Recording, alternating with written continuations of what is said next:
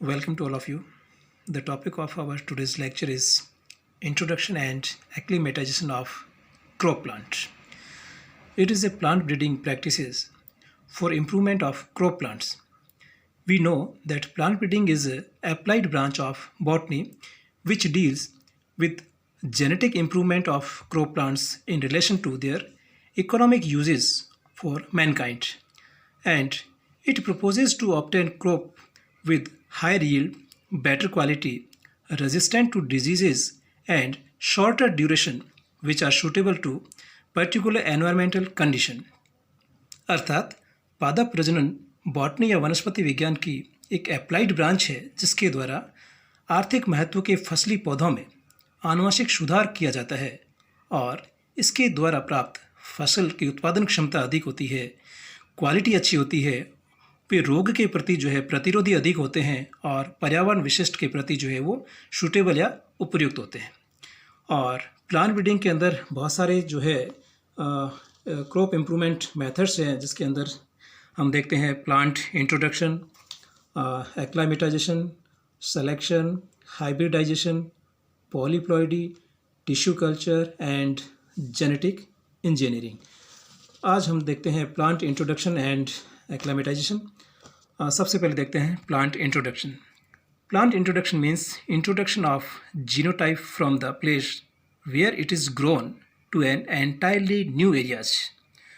अर्थात किसी भी पादप का, किसी भी फसली पौधे का उस विशेष जीन टाइप के समूह को उस स्थान से जहाँ वह प्रकृति में उगते हैं या उगाए जाते हैं एक ऐसे नए स्थान पर लाना जहाँ पर भविष्य में इसका उपयोग प्रत्यक्ष या अप्रत्यक्ष रूप से डायरेक्टली इनडायरेक्टली कृषि कार्य के लिए किया जाता है कि जहाँ पर ये पाए जाते हैं वहाँ से उसको ले जा करके उस नई जगह ले जाना जहाँ पर ये नहीं पाए जाते हैं प्लांट इंट्रोडक्शन या पादप पुनः स्थापन प्रक्रिया कहलाती है।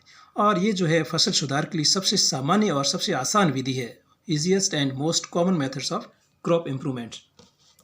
ये कई तरह के हो सकते हैं। प्लांट इंट्रोडक्शन हम कहाँ से ला रहे हैं उसके बेसिस पर कई तरह के हो सकते हैं। जैसे ये है इंटरकॉन्टिनेंटल। इसका अर्थ हुआ कि दो कॉन्टिनेंट के बीच में अगर कोई इंट्रोडक्शन हो रहा है तो उसको हम कहते हैं इंटरकॉन्टिनेंटल। जैसे रेडले वीट वेराइटी एक वीट की वेराइटीज़ है जो ऑस्ट्रेलिया से इंडिया आई है, एक कॉन्टिनेंट से दूसरे कॉन्टिनेंट, सब कॉन्टिनेंट आइए उसको कहते हैं इंटरकॉन्टिनेंटल इंट्रोडक्शन। दूसरा है इंट्रा कॉन्टिनेंटल या फिर इंटर कंट्रीज प्लांट इंट्रोडक्शन। इसका अर्थ ये हुआ कि इंटर कॉन्टिनेंट के अंदर यानी देशों के बीच में, दो अलग अलग देशों के बीच में अगर कोई इंट्रोडक्शन हो रहा है, प्लांट इंट्रोड्यूस हो रहा है तो उसको कहेंगे इंटर कॉन्टिनेंटल। और इसका एग्जांपल जैसे लीची एंड लॉकेट वो चाइना से इंट्रोड्यूस किया गया है भारत में। इसके बाद हम देखते हैं इंटर स्टेट प्लांट इंट्रोडक्शन। ये स्टेट के बीच में, जैसे एनपी वीट वेराइटीज़ वो दिल्ली से इंट्रोड्यूस की गई है। इसके अलावा इंट्रा स्टेट या इंटर डिस्ट्रिक्ट, इसमें क्या होता है कि कोई भी स्टेट के द्वारा कोई रिकमेंडेड वेराइटीज़ होती है, वो वैरायटी एक डिस्ट्रिक्ट से दूसरे डिस्ट्रिक्ट को डिस्ट्रीब्यूट की जाती है, ट्रांसफ़र की जाती है, इंट्रोड्यूस की जाती है। उसको हम कह सकते हैं इंटर डिस्ट्रिक्ट या इंट्रा स्टेट वेराइटीज़।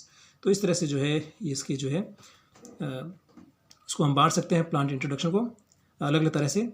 इसके अलावा जो प्लांट इंट्रोड्यूस होने वाला मटेरियल है वो कहाँ से लाया जा रहा है, देश के अंदर से लाया जा रहा है, देश के बाहर से लाया जा रहा है, उसके आधार पर हम प्लांट इंट्रोडक्शन को फिर दो भागों में इसको डिवाइड करते हैं, exotic collection and indigenous collection.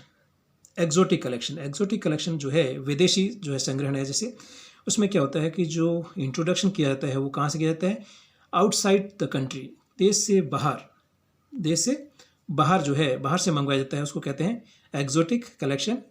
और अगर कोई इंट्रोडक्शन किया जाता है, कोई कलेक्शन अगर देश के अंदर किया जाता है तो उसको हम कहेंगे indigenous collection, introduction from different states of same countries. एक ही देश के अलग अलग राज्यों के बीच से अगर कोई कलेक्शन होता है इन कंट्री के अंदर होता है तो उसको कहते हैं indigenous collection. On the basis of nature plant introductions of two type, प्रकृति के आधार पर फिर हम प्लांट इंट्रोडक्शन को दो कैटेगरी में डिवाइड करते हैं, एक primary introduction and secondary introduction. Primary introduction and secondary introduction. दोनों का अर्थ क्या हुआ कि primary introduction means introduced plants is released directly for cultivation as a variety. इसके अंदर क्या होता है कि किसी भी जगह से हम चाहे इंडिजिनस हो चाहे एक्सोजिनस हो, अगर कोई प्लांट इंट्रोड्यूस हो रहा है तो उसके जीनोटाइप में बिना कोई छेड़छाड़ की, बिना कोई चेंजेस किए अगर उसको नई वेराइटीज़ के रूप में या क्रॉप के रूप में यूज़ किया जाता है तो उसको हम कहते हैं प्राइमरी इंट्रोडक्शन। यानी ये जो क्रॉप होती है, ये जो प्लांट्स होता है, वो नए एनवायरनमेंट में आराम से एडजस्ट हो जाता है, सूटेबल, उसको नए एनवायरनमेंट में वो अपने आप को एडजस्ट कर पाता है और उसको जो है बिना कोई जीनोटाइप चेंज किए आसानी से उसको नई वेराइटीज़ के रूप में इंट्रोड्यूस किया जाता है। तो ऐसे इंट्रोडक्शन को हम कहते हैं प्राइमरी इंट्रोडक्शन। और हमारे सामने एग्जांपल है प्राइमरी इंट्रोडक्शन के, जैसे लर्मा रोजो सोनारा 64 जो मैक्सिको से इंट्रोड्यूस किया गया। इसमें कोई चेंजेस नहीं किया, एज इट इज़ जो है इसको वीट की यहाँ पर नई वेराइटीज़ के रूप में यहाँ पर इंट्रोड्यूस किया गया। इसके अलावा IR28 और JI स्पीसीज भी है। नेक्स्ट है सेकेंडरी इंट्रोडक्शन। सेकेंडरी इंट्रोडक्शन, द्वितीयक प्रतिस्थापन। ये क्या होता है कि introduce material is used after और फॉर सिलेक्शन और hybridization with indigenous germplasm to bring about the desired improvement to make it suitable for cultivation. अब इसमें क्या होगा कि कोई भी प्लांट जो इंट्रोड्यूस किया जा रहा है, एक्जोटिक हो चाहे इंडिजिनस हो, वहाँ पर जो है वो नए वातावरण में आने से पहले उसका सिलेक्शन किया जाता है और उसको जो इंडिजिनस वैरायटीज़ है उस इंडिजिनस वैरायटीज़ के साथ में क्या किया जाता है, हाइब्रिडाइजेशन, संकरण किया जाता है। उसके बाद में जो है उसको नई वैरायटीज़ के रूप में रिलीज़ किया जाता है। तो इस तरह के अगर कोई स्पीसीज़ या कोई वैरायटीज़ या कोई क्रॉप प्लांट्स अगर इंट्रोड्यूस की जाती है तो उसको हम कहते हैं सेकेंडरी इंट्रोडक्शन। और जो गेहूँ की जो कल्याण सोना है, सोनालिका है, ये स्पीसीज जो है, इसके अलावा राइस की जो IR8 है, ये सेकेंडरी इंट्रोडक्शन के एग्जाम्पल है। तो ये तो अलग अलग टाइप हो गए इंट्रोडक्शन के। उसके बाद हम देखते हैं कि जो एजेंसीज कौन सी है जो प्लांट इंट्रोडक्शन करती है भारत के अंदर, इंडिया के अंदर कौन कौन सी एजेंसी इंट्रोडक्शन में अपना रोल प्ले करती है। तो हम जानते हैं कि इंट्रोडक्शन जो है प्राचीन समय से ही जो है प्लांट्स को एक जगह से दूसरी जगह लाया जाता जा रहा है। जैसे मिशनरीज है, व्यापारी, ट्रेडर्स, ट्रेवलर्स, घूमने वाले एक जगह से दूसरी जगह, एक्सप्लोरर्स जो सर्वे करते हैं, इसके अलावा priest, pilgrims, politicians, scientist, naturalist, प्रकृति वैज्ञानिक और अन्य कई एजेंसीज जो है प्लांट्स को इंट्रोड्यूस करते हैं, एक जगह से दूसरी जगह ले जाने का काम करते हैं। और इसके अलावा जो है पुर्तगाली जब यहाँ पर देश में जो पुर्तगालियों का वर्चस्व था उस वक्त भी जो है बहुत सारे जो है प्लांट इंट्रोड्यूस किए गए, जैसे मेज़, groundnut, chillies, potato, sweet potato and papaya. ये जो है पुर्तगालियों द्वारा इंट्रोड्यूस किया गया था। इसके अलावा ब्रिटिश पीरियड में जैसे ईस्ट इंडिया कंपनी जब आई थी यहाँ पर, तब उसने जो है टी, लीची, लॉकेट और ही चाइना से, इसके अलावा कैबेज, कॉलीफ्लावर जो है वो मेडिटेरियन लोकेशन से, और महोगनी जो है वो वेस्ट इंडीज़ से जो यहाँ पर इंडिया में इंट्रोड्यूस किया गया। और लेकिन सबसे पहले सिस्टमेटिक वे में जो है वो किसके द्वारा किया गया, भारतीय कृषि अनुसंधान परिषद, Indian agriculture research institute IARI द्वारा न्यू दिल्ली में जो है उसके द्वारा प्लांट इंट्रोडक्शन डिवीज़न एस्टेब्लिश किया गया। प्लांट इंट्रोडक्शन डिवीज़न एस्टेब्लिश किया गया। और उसके बाद में जो 1976 में 1976 में जो है ये सारी जिम्मेदारी जो किसके पास आ गई, NBPGR, national bureau of plant genetic resources, NBPGR के पास में आ गई। और वर्तमान समय में यही एक सेंट्रल बॉडी है प्लांट इंट्रोडक्शन की, जो क्या करती है, कलेक्शन करती है, इंट्रोडक्शन करती है, इवैल्यूएशन करती है, मल्टीप्लिकेशन करती है और जर्म प्लाज्म को मेंटेन करती है। तो ये एक सेंट्रल एजेंसी के रूप में इंडिया में काम करती है। और इस national bureau of plant genetic resources NBPGR के जो है 5 सब स्टेशन भी है इंडिया में, और वो कौन कौन से हैं, शिमला है, जोधपुर है, कन्याकुमारी, अकोला और शिलोंग। ये जो है 5 सब स्टेशन है जो प्लांट इंट्रोडक्शन की मॉनिटरिंग करते हैं। इसके अलावा और भी एजेंसीज है, जैसे FRI Dehradun, forest research institute Dehradun, वो भी प्लांट इंट्रोडक्शन को मॉनिटरिंग करता है। इसके अलावा BSI botanical survey of India जो कि कलकत्ता, हावड़ा में है, ये भी जो है प्लांट इंट्रोडक्शन की मॉनिटरिंग करता है। इसके अलावा हम देखते हैं CRRI क्या है, सेंट्रल राइस रिसर्च इंस्टीट्यूट जो है ये कटक में है, और SBRI sugar breeding research institute जो कि sugar cane breeding research institute जो कोयम्बटूर में है।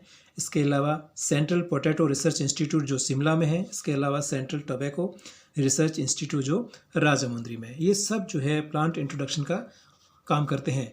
ये तो सब जो है नेशनल लेवल पर इंडिया में है। इसके अलावा जो इंटरनेशनल लेवल या ग्लोबल लेवल पर बात करें तो जो है IBPGR या दूसरा नाम है IPGRI जो है एक रोम इटली में है। ये एक इंस्टीट्यूट, और वो जो है ग्लोबल लेवल पर प्लांट इंट्रोडक्शन की मॉनिटरिंग करता है। IBPGR की फुल फॉर्म क्या है? International board of plant genetic resources, और IPGRI international plant genetic resource institute. तो ये जो है ग्लोबल लेवल पर प्लांट इंट्रोडक्शन की पादप पुनर्स्थापन की मॉनिटरिंग करता है। और अब हम देखते हैं ऑब्जेक्टिव्स ऑफ प्लांट इंट्रोडक्शन, कि इसके उद्देश्य क्या है, क्या कारण रहे हैं, इसके पीछे उद्देश्य क्या है प्लांट इंट्रोडक्शन करने का। तो सबसे पहले हम देखते हैं फर्स्ट ऑब्जेक्टिव है इकोनॉमिक यूजेस, कि जो इंट्रोडक्शन की जा रही प्लांट्स है वो आर्थिक रूप से जो है इकोनॉमिकली इम्पॉर्टेंट होने चाहिए, चाहे फूड हो, फोडर हो, वुड हो, आदि पर्पज से, फ्रूट्स पर्पज से वो इकोनॉमिक वैल्यू रखते हों। सबसे पहला उद्देश्य तो प्लांट इंट्रोडक्शन का ये होता है। दूसरा जो ऑब्जेक्टिव्स है इसका, utilization in crop improvement program. क्या ऑब्जेक्ट है? क्रॉप इम्प्रूवमेंट प्रोग्राम चलाना, क्रॉप इम्प्रूवमेंट करना। किसके द्वारा? हाइब्रिडाइजेशन प्रोसेस के द्वारा क्रॉप को इम्प्रूव करना, ये इसका सेकंड ऑब्जेक्ट है। इसके अलावा साइंटिफिक स्टडीज़, प्लांट इंट्रोडक्शन के पीछे पर्पज़ क्या है, ऑब्जेक्टिव्स क्या है? साइंटिफिक स्टडीज़, कि जो है कोई भी क्रॉप प्लांट्स है जो है जो इंट्रोड्यूस किया जा रहा है उसका ओरिजिन क्या है, एवोल्यूशन कैसे हुआ है, सेंटर ऑफ ओरिजिन प्लेस जो है वो कहाँ पर है। तो इन सब बातों की स्टडी जो है प्लांट इंट्रोडक्शन का एक मुख्य उद्देश्य है। इसके अलावा कंजर्वेशन ऑफ डाइवर्सिटी, किसी भी जो विविधता है उसका कंजर्वेशन करना, उसका संरक्षण करना, कि भाई कोई अचानक सडन कोई एक्सटिंक्शन हो जाए, कोई नेचर में कोई ऐसी बात हो जाए, कोई चीज़ हो जाए और वो कोई स्पीसीज़ वहाँ की जो है एक्सटिंक्ट हो जाए, तो उससे अच्छा है कि उससे पहले जो है उसको किसी दूसरे जगह पर वहाँ शिफ्ट कर दें, उसको इंट्रोड्यूस कर दें, तो वहाँ वो स्पीसीज़ जो है थ्रेटन होने से, एक्सटिंक्ट होने से बच जाए। तो डाइवर्सिटी को कंजर्व करने में जो है प्लांट इंट्रोडक्शन बहुत ही इंपॉर्टेंट रोल प्ले करता है।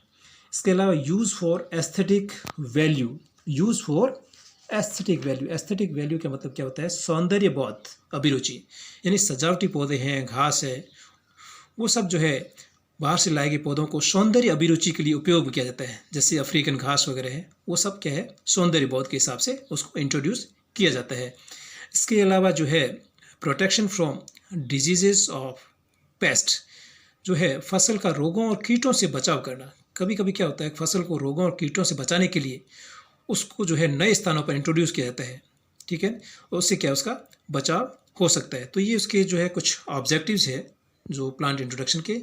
उसके बाद हम देखते हैं इस प्लांट इंट्रोडक्शन का प्रोसीजर क्या है, कैसे जो है प्लांट इंट्रोडक्शन प्रोसीजर कंप्लीट होता है। तो इसकी अलग अलग स्टेप्स होती है, तो हम देखते हैं इसकी स्टेप्स को। सबसे पहली स्टेप है पर्पज ऑफ इंट्रोडक्शन, कि इंट्रोडक्शन का पर्पज क्या है। तो इस इंट्रोडक्शन के पर्पज कई हो सकते हैं कि क्लाइमेटिक स्टडी, क्लाइमेटिक चेंज को तो ऑब्जर्व करना, या फिर हर्बेरियम यूज़ के लिए प्लांट इंट्रोड्यूस करना, या फिर बॉटनिकल गार्डन के लिए यूज़ करना, या फिर प्लांट ब्रीडिंग या क्रॉप इम्प्रूवमेंट के लिए यूज़ करना। इसके कई जो है पर्पज़ हो सकते हैं इंट्रोडक्शन के। इसके अलावा सेकंड जो प्रोसीजर है इसके प्लेस ऑफ इंट्रोडक्शन, कि जो है किस जगह से इंट्रोडक्शन किया जाना चाहिए। जनरली जो है रिच बायोडाइवर्सिटी एरिया जो होते हैं वहाँ से प्लांट इंट्रोडक्शन किए जाते हैं। कहाँ से? रिच बायोडाइवर्सिटी एरिया से प्लांट इंट्रोडक्शन किए जाते हैं। और इसकी प्रक्रिया क्या है? Procurement of plant material, plant material का चुनाव कैसे किया जाएगा, कैसे किया जाता है, उसको कैसे जुटाया जाता है। तो उसके तरीके हैं एक्सप्लोरेशन, एक्सचेंज, परचेज और गिफ्ट। इस प्रोसीजर के द्वारा जो इसको जो है प्रोक्योर किया जाता है, उसको जुटाया जाता है। एक्सप्लोरेशन का अर्थ ये हुआ कि इसके अंदर जो रिच बायोडाइवर्सिटी एरिया से जो हम प्लांट्स ला रहे हैं वहाँ की अथॉरिटी से जो है वहाँ से हम कंसेंट लेते हैं, और उस कंसेंट के द्वारा जो है लेने के बाद में उसके एक नेचुरल हैबिटेट से जो है उसको कलेक्शन किया जाता है, एक्सप्लोर किया जाता है, उसको कहते हैं एक्सप्लोरेशन। उसके बाद एक्सचेंज के द्वारा भी हम इसको प्लांट को कलेक्ट कर सकते हैं। एक्सचेंज के द्वारा जो फ्रेंडली कंट्रीज है, जो मित्र देश हैं, उनके बीच में गिव एंड टेक प्रोसीजर के द्वारा कुछ मटेरियल हम देते हैं, कुछ उनके द्वारा दिया जाता है। तो इस प्रोसीजर के द्वारा भी जो है डायरेक्टली किया जा सकता है या फिर किसी फेडरेशन के द्वारा, फाउंडेशन के द्वारा जो है जो इनडायरेक्टली भी प्लांट मटेरियल का एक्सचेंज या इंट्रोडक्शन किया जाता है। परचेज के द्वारा खरीद करके भी जो है प्लांट को इंट्रोड्यूस कर सकते हैं। इसके अलावा गिफ्ट में जो है प्लांट मटेरियल जो है दिए जाते हैं। तो इस तरह से हम जो है प्लांट मटेरियल को कलेक्ट कर सकते हैं। इसके बाद नेक्स्ट जो स्टेप है इसकी प्रोसीजर की, वो है पैकिंग और डिस्पैच। और ये किस पर डिपेंड करता है? मटेरियल पर डिपेंड करता है कि मटेरियल किस तरह का होता है। वो पैकिंग और डिस्पैच अपने आप में बहुत ही इंपॉर्टेंट रोल प्ले करता है। अपन ध्यान रखना पड़ेगा, जैसे पॉलन ग्रेन हो, अगर हम डिस्पैच कर रहे हैं, उसकी पैकिंग कर रहे हैं, तो हमें ये ध्यान रखना पड़ेगा कि उसकी वाइबिलिटी पीरियड कितना है, कितने समय तक वो सर्वाइव कर सकता है, कितने टेम्परेचर पर वो वाइबल रह सकता है। इन सब बातों का ध्यान रखना बहुत ही ज़रूरी है। इसके अलावा नेक्स्ट प्रोसीजर है इसका quarantine. Quarantine is to keep material in isolation to prevent spreading of diseases. यानी किसी भी जगह से अगर हम कोई नया प्लांट इंट्रोड्यूस कर रहे हैं, क्रॉप प्लांट्स इंट्रोड्यूस कर रहे हैं, तो यह ज़रूरी है कि जिस जगह लाया जा रहा है वहाँ पर अगर उसमें कोई रोग है तो वो सब जगह फैले। उससे पहले ये ज़रूरी है कि हम उसको एक आइसोलेशन में रख दें, ताकि क्या है कि वो सब जगह नहीं फैल सके। तो और ये क्वारंटाइन शब्द वर्तमान में आप सब जानते हैं कि बहुत काफ़ी पॉपुलर टर्म है इस कोविड टाइम में, कि बाहर से अगर कोई आता है और जो है कंटेनमेंट जोन से कोई आता है तो उसको कुछ टाइम के लिए क्वारंटाइन में रखा जाता है, ताकि वो दूसरी जगह वो डिजीज़ फैला नहीं सके। तो यही प्रोसीजर जो है पहले से जो है प्लांट्स के लिए भी यूज़ किया जाता है। इसके अलावा ख़ास बात यह है कि जिस कंट्री से जो है ये प्लांट्स आ रहा है, क्रॉप प्लांट्स आ रहा है, उसका जो है फाइटोसैनिटरी सर्टिफिकेट साथ में होना चाहिए, उसके साथ अटैच होना चाहिए कि रोग प्रमाण पत्र होना चाहिए कि भाई इसमें किसी तरह का कोई रोग नहीं है, किसी तरह का कोई इंसेक्ट पेस्ट नहीं है। और ये सारी जिम्मेदारी जो है, रिस्पॉन्सिबिलिटी किसकी है? NBPGR की, national bureau of plant genetic resource की सारी जिम्मेदारी है। उसके बाद हम देखते हैं कैटलॉगिंग। कैटलॉगिंग मतलब क्या होता है कि जो इंट्रोड्यूस की गई स्पीसीज़ है, जो क्रॉप प्लांट्स है, उसमें हम जो है कैटलॉगिंग करते हैं, उसको सूचीबद्ध करते हैं, उसमें जो है एसेशन नंबर लगाते हैं और उसमें जो प्रीफिक्स के रूप में जो है EC, IC और IW आदि इंडिकेट करते हैं। EC मीन्स एक्जोटिक कलेक्शन और IC मीन्स इंडिजिनस कलेक्शन और IW मीन्स इंडिजिनस वाइल्ड। तो इस तरह से हम जो उसकी प्लांट्स की कैटलॉगिंग करते हैं। नेक्स्ट प्रोसीजर है इवैल्यूएशन, मूल्यांकन। इसमें जो इंट्रोड्यूस प्लांट मटेरियल का मूल्यांकन जो है किसके द्वारा किया जाता है? NBPGR के द्वारा किया जाता है, या फिर उसके द्वारा जो उसके जो 5 सब स्टेशन है वहाँ पर इसका द्वारा किया जाता है कि भाई प्लांट्स जो है कितना रेजिस्टेंट है, वो यहाँ पर सूटेबल है या नहीं है, और इस एनवायरनमेंट को फेस कर पा रहा है नहीं कर पा रहा है। ये सारा जो इवैल्यूएशन जो है किसके द्वारा? NBPGR के द्वारा किया जाता है। और इवैल्यूएशन होने के बाद में उसका जो है मल्टीप्लिकेशन और डिस्ट्रीब्यूशन किया जाता है कि भाई अगर उसका इवैल्यूएशन सेटिस्फैक्ट्री है, और तब उसके बाद में जो है इंट्रोड्यूस्ड मटेरियल को जो है मल्टीप्लाई किया जाता है और उसको नई वेराइटीज़ के रूप में रिलीज़ किया जाता है। किसके रूप में? नई वेराइटीज़ के रूप में इसको रिलीज़ किया जाता है। तो ये जो है प्लांट इंट्रोडक्शन का प्रोसीजर है। और उसके बाद हम प्लांट इंट्रोडक्शन की मेरिट्स और डीमेरिट्स उसको देखते हैं कि इसके जो है गुण और दोष क्या क्या है। मेरिट को हम देखें तो इसके गुण देखें तो सबसे आसान और सबसे जो है त्वरित जो है प्रक्रिया है, सबसे आसान जो है क्विक मेथड्स है न्यू प्लांट्स को इंट्रोड्यूस करने का। और इसके अलावा जो है ये जो जर्म प्लाज्म के कलेक्शन और कल्टीवेशन का सबसे आसान मेथड है, अच्छा तरीका है। और इसके द्वारा सुपीरियर वैरायटी जो है वो प्रोवाइड होती है नई जगह में। और इसके अलावा जो है ये जो है किसी भी क्रॉप स्पीसीज़ को कंजर्वेशन करने में, उसका संरक्षण करने के लिए भी जो है इफ़ेक्टिव है कि भाई अचानक कोई भी घटना हो जाए, सडन कोई जो है ट्रेजेडी हो जाए वहाँ पर, तो उस जगह कोई भी स्पीसीज़ एक्सटेंड हो जाए बजाय उससे पहले कि हम जो है उसको इंट्रोड्यूस कर दें नई जगह, ताकि वो पूरी तरह से ख़त्म नहीं हो। तो जर्म प्लाज्म को कंजर्व करने के लिए भी ये एक इफ़ेक्टिव मेथड है। और ये स्पीसीज़ जो है वाइल्ड प्लांट्स और क्रॉप प्लांट्स के बीच में एक रिलेशन को भी एस्टेब्लिश करता है। किसके बीच में? वाइल्ड प्लांट्स और क्रॉप प्लांट्स के बीच में एक रिलेशन को एस्टेब्लिश करता है। तो ये इसके कुछ गुण हैं। इसके बाद हम इसके कुछ डीमेरिट्स को देखते हैं। डीमेरिट्स देखिए कि जब प्लांट इंट्रोडक्शन किया जाता है तो उसके साथ साथ में कुछ चीज़ें जो वीड्स है, डिजीजेज और पेस्ट भी जो है साथ में आ जाते हैं, एसोसिएट होकर के आ जाते हैं। और ऐसे बहुत सी जो है इंडिया में आई भी है और जिसकी वजह से बहुत सारे दूसरे प्लांट्स को भी नुकसान पहुंचा है। तो हम ये देखते हैं कौन कौन सी वीड्स है, पेस्ट है और डिजीजेस यहाँ पर आई है। तो हम देखते हैं वीड्स के रूप में जैसे लेंटाना कैमारा ऑस्ट्रेलिया से आया है। इसके अलावा फेलेरिस माइनर जो है वो यूएसए से। इसके अलावा आर्जिमोन मैक्सिकाना है, आइकोनिया क्रेसिपस वो है, पार्थिनी मिस्टेरोफोरस जो है गाजर घास, ये अमेरिका से आया है। ये सारे वीड्स क्या करते हैं, ये क्या करते हैं, एलिलोपैथिक इम्पैक्ट रखते हैं, यानी एलिलोकेमिकल सीक्रेट करते हैं। और एलिलोकेमिकल्स क्या होते हैं कि वो केमिकल्स जो किसी प्लांट्स के द्वारा सीक्रेट किए जाते हैं और उसके आसपास जो ग्रो कर रहे दूसरे प्लांट्स की ग्रोथ को रोकते हैं, डिस्टर्ब करते हैं। तो ऐसे केमिकल्स एलिलोकेमिकल्स कहलाते हैं। और ये एलिलोकेमिकल्स जो है किसके द्वारा, इन वीड्स के द्वारा सीक्रेट किए जाते हैं। और इस तरह की जो स्टडी होती है उस घटना को हम कहते हैं एलिलोपैथी कहते हैं। और अब देखिए पेस्ट कौन कौन से आए हैं। Potato tuber moth in India जो 1900 में आया था इटली से। इसके अलावा वुडी एफिड जो एप्पल पेस्ट है। इसके अलावा फ्लूटेड स्केर जो कि सिट्रस का पेस्ट है, ऑस्ट्रेलिया से आया था। ये कुछ पेस्ट जो है वो क्रॉप प्लांट्स के साथ में इंट्रोड्यूस हो गए थे। डिजीज़ की बात करें तो लेट ब्लाइट ऑफ पोटैटो, इसका कॉजल ऑर्गेनिज्म जो है फाइटोप्थोरा इन्फेस्टेंस, उसके साथ में ये आया था यूरोप से 1883 में 1883 में। और ये जो है बाकी प्लांट्स में इसने डिजीज़ फैला दी। इसके अलावा जो है लीफ डिजीज़ ऑफ कॉफ़ी हेमिलिया वेस्टेट्रिक्स जो है श्रीलंका से 1876 में ये आया।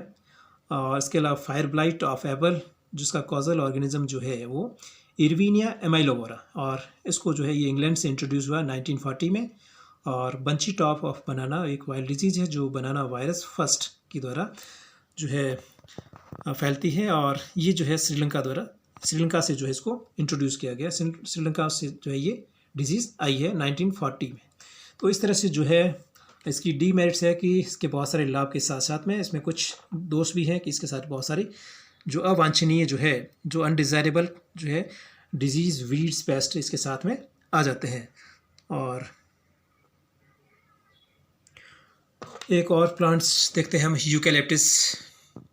और ये ऑस्ट्रेलिया से जो इंट्रोड्यूस किया गया था। और ये क्या है कि इकोलॉजिकल बैलेंस को डिस्टर्ब करने में बहुत इंपॉर्टेंट रोल प्ले करता है। इकोलॉजिकल बैलेंस डिस्टर्ब कर देता है। कैसे कि ये जो है क्या करते हैं, rapidly deplete the sub soil water reservoir, जो है वाटर बहुत जल्दी एब्जॉर्ब कर देता है और आसपास में जो वाटर डेफिशिएंसी क्रिएट कर देता है और आसपास के पौधों को जो ग्राउंड लेवल को काफ़ी जो है डीप तक ले जाता है। तो ये जो है एक तरह से बेकार ही है, जो प्लांट्स यहाँ नहीं लाना चाहिए था। और यूकैलिप्टस जो है एक तरह से अनडिज़ायरेबल प्लांट्स यहाँ पर इंट्रोड्यूस हो गया है। उसके बाद हम देखते हैं अचीवमेंट्स ऑफ प्लांट इंट्रोडक्शन कि क्या क्या अचीवमेंट रहे हैं प्लांट इंट्रोडक्शन के। तो हम देखते हैं कि सोनारा 64 और लर्मा रोजो जो है ये प्राइमरी इंट्रोडक्शन के द्वारा, कल्याण सोनालिका IR8 जो है ये जो है सेकेंडरी इंट्रोडक्शन के द्वारा यहाँ पर लाए गए हैं। इसके अलावा जो है हाइब्रिडाइजेशंस के द्वारा भी जो है टोमेटो जैसे पूषा रूबी स्पीसीज़, पूषा रूबी वेराइटीज़, पूषा अर्ली ड्वार्फ वेराइटीज़ ये जो है इंट्रोड्यूस की गई है। इसके अलावा कॉटन हाइब्रिड H4 स्पीसीज़ जो कि गुजरात 67 एंड अमेरिकन नेक्टरी लेस, इसकी जो है हाइब्रिडाइजेशन से जो है ये स्पीसीज़ हाइब्रिड H4 बनी है। ये भी जो है इंट्रोडक्शन का रिजल्ट है। इसके अलावा म्यूटेशन ब्रीडिंग के द्वारा जो है सरबती सोनारा स्पीसीज़, सरबती सोनारा वेराइटीज़ जो गेहूं की वेराइटीज़ है उसको सोनारा 64 से जो है म्यूटेशन ब्रीडिंग द्वारा बनाया गया है। किसके द्वारा? MS स्वामीनाथन के द्वारा। इस स्पीसीज़ में क्या था, सोनारा 60 में रेड कलर के जो वीट गेहूं के दाने थे जो कंज्यूमर्स और उसको जो है प्रोड्यूसर ने जो है फार्मर्स ने इसको रिजेक्ट कर दिया। और उसके बाद में फिर जो है MS स्वामीनाथन ने जो है गामा रेज के द्वारा इसमें ट्रीटमेंट किया और इसमें जो है नई स्पीसीज़ सरबती सोनारा इंट्रोड्यूस की गई। और इसमें जो है अंबर सीड जो है इसमें इसके कलर था अंबर कलर की, तो सरबती सोनारा सीड थे उसको जो है एक्सेप्ट कर लिया गया। तो इस तरह से इसकी जो है अचीवमेंट। और अब हम देखते हैं एक्लिमेटाइजेशन, हिंदी में कहते हैं इसको दशानुकूलन। Acclimatization means adaptation or adjustment of an individual's or a population of plants under the changed climate for a number of generation. इसका अर्थ ही हुआ कि कोई भी प्लांट हम किसी जगह से इंट्रोड्यूस कर रहे हैं तो वो प्लांट्स अगर नई जगह में अपने आप को एडेप्टेबल एडजस्ट कर पाता है नहीं कर पाता है उस पर निर्भर करेगा। अगर वो एडजस्ट कर पाता है तो वो सर्वाइव करेगा और नहीं कर पाता तो वहीं पर वो डिस्ट्रॉय नष्ट हो जाएगा। तो किसी प्लांट्स का उस नई जगह पर एडजस्ट कर पाना यानी एडेप्टेबल होना एक्लीमेटाइजेशन या दशानुकूलन कहलाता है।